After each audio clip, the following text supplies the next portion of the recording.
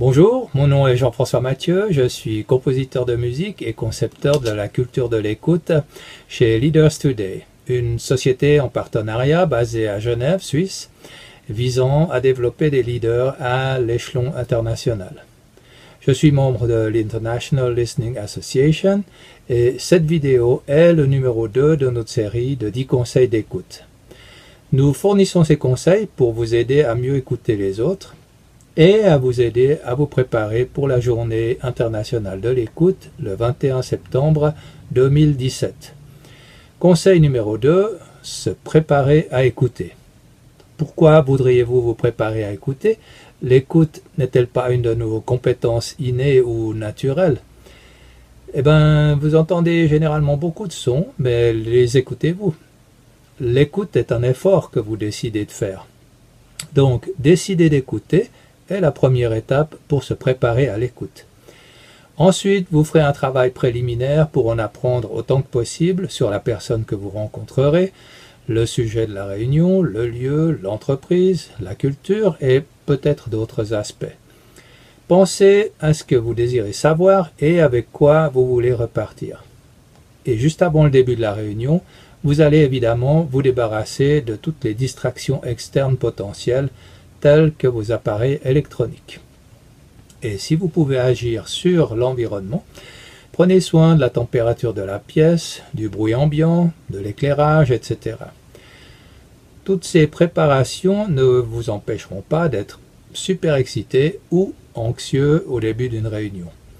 Dans les deux cas, il y a un risque d'être submergé par les émotions. Voici ce que je suggère. Je l'appelle l'approche du compositeur. Préparez-vous à écouter comme vous le feriez pour un concert. Je vous entends dire « Attendez, un concert? Je pensais que nous allions parler de nous préparer à écouter des êtres humains.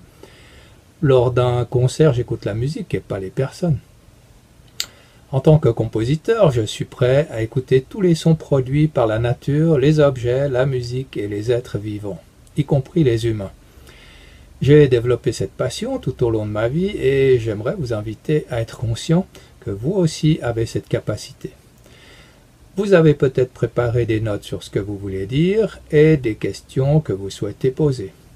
Même si c'est le cas, ne collez pas trop à ce que vous avez préparé.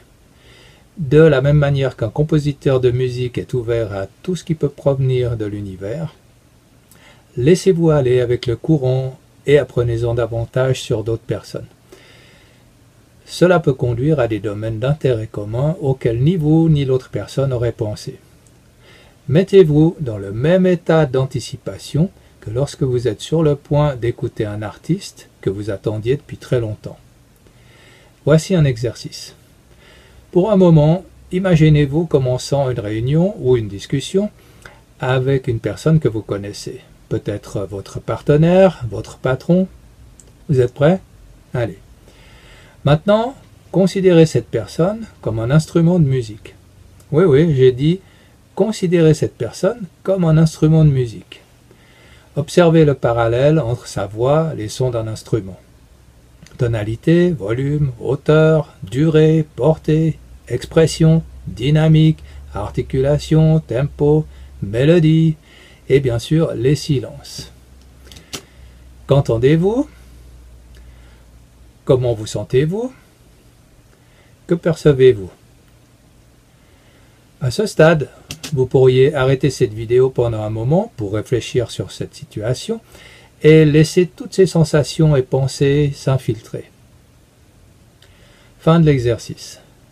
C'était juste un moyen de déployer votre imagination. J'espère que vous avez eu un bon moment d'écoute. Essayez de vous souvenir de toutes ces sensations, vous les rappellerez avant votre prochaine réunion.